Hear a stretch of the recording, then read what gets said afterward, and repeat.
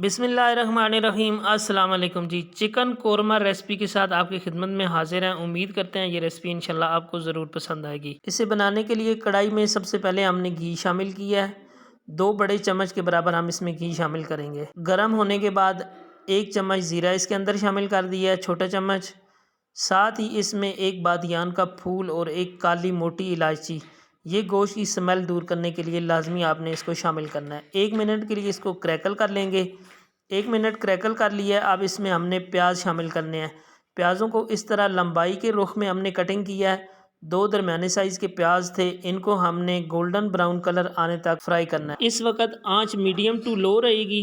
Full आंच पे आपने इनको नहीं करना, वरना फ़ौरन से जो ज़ीरा आपने शामिल किया वो जल जाएगा। प्याज़ों पे गोल्डन कलर आ चुका है। अब अदरक लहसुन का फ्रेश कूटा हुआ पेस्ट 2 चम्मच के बराबर हमने इसके अंदर शामिल किया है। इसको 1 मिनट के लिए इसके अंदर फ्राई करना है। बाज़ लोग होते हैं कि वो फ़ौरन से साथ में दूसरी चीज़ें शामिल कर देते हैं। जब तक इसके अंदर खुशबू ना पैदा हो जाए, बेहतरीन सी खुशबू ना आने लगे, तब तक दूसरी चीज़ों को शामिल ना करें। अच्छा जी, प्यारी सी खुशबू उठना शुरू हो गई है। अब हमने चिकन लिया है, 1 केजी चिकन है ये। इसको हमने इसके अंदर शामिल कर देना है। आपने चिकन एकदम से शामिल करेंगे तो वो क्या होगा, मसाला आपका ठंडा हो जाएगा।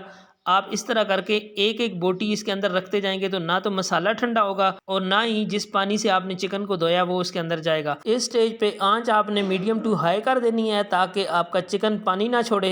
एक एक करके हमने इसके अंदर शामिल कर दिया। अब सारी बोटियों को मसाले के अंदर हमने अच्छी तरह मिक्स करना है।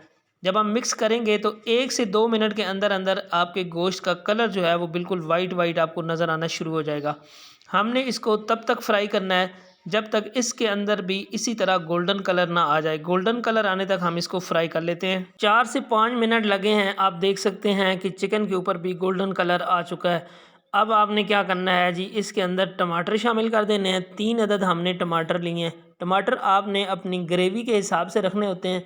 अगर आपने ग्रेवी ज़्यादा बनानी है तो टमाटर ज़्यादा रखिए, और अगर ग्रेवी कम रखनी है आपने तो इसके अंदर आप 2 टमाटरों से भी काम चला सकते हैं। 2-3 मिनट पकाने के बाद टमाटरों को नरम कर लेते हैं। जब टमाटर नरम हो जाएं तो तब आपने इसके अंदर मसाले शामिल कर देने हैं। सबसे पहले नमक 1 चम्मच हमने इसके अंदर शामिल कर दिया है। आप अपने टेस्ट के हिसाब से भी देख सकते हैं। हल्दी पाउडर है ये हाफ टी स्पून से ज़्यादा और पूरे से कम हमने इसके अंदर शामिल कर दिया है। धनिया पाउडर इसके अंदर 1 चम्मच हमने शामिल कर दिया है और लाल मिर्च का पाउडर भी 1 चम्मच हमने इसके अंदर शामिल कर दिया है।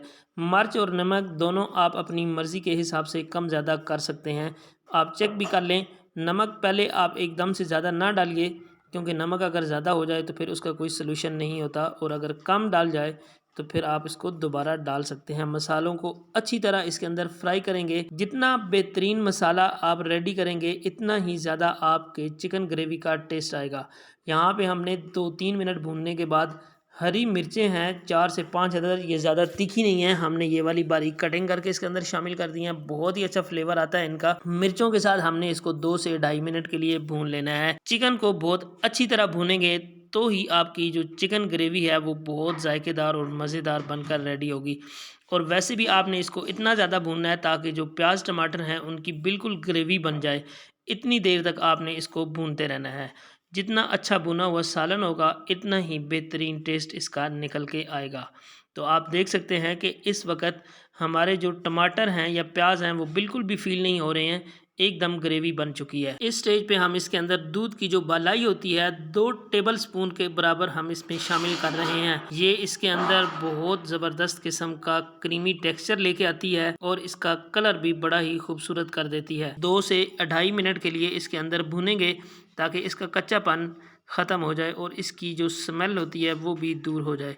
यहाँ पे आप देख सकते हैं कि हमारी कितनी बेहतरीन ग्रेवी और मज़ेदार हमारा जो सालन है वो ऑलमोस्ट बनकर रेडी है, लेकिन अभी तक हमने इसको गलाया नहीं है। गलाने के लिए हम इसके अंदर पानी शामिल करेंगे। 1 गिलास के बराबर हम इसमें पानी शामिल कर रहे हैं। अगर आपको ग्रेवी ज़्यादा चाहिए तो आप इसको 1.5 गिलास भी कर सकते हैं। इसके अंदर ये गल भी जाएगा और इसकी जो ग्रेवी है वो भी अच्छी खासी इसके अंदर बच जाएगी। तो यहाँ पे हमने इसको कवर लगाना है। 10 मिनट के लिए हम कवर लगा देते हैं और 10 मिनट में इंशाल्लाह हमारा सालन बनकर रेडी हो जाएगा। मीडियम आंच पे हमने इसको 10 मिनट के लिए पकाया है। तो आप देख सकते हैं कि सालन हमारा बनकर रेडी है। जस्ट हमने इसके अंदर 2 चीज़ें शामिल करनी है और डिश आउट के लिए हमारा सालन जो है वो रेडी हो जाएगा।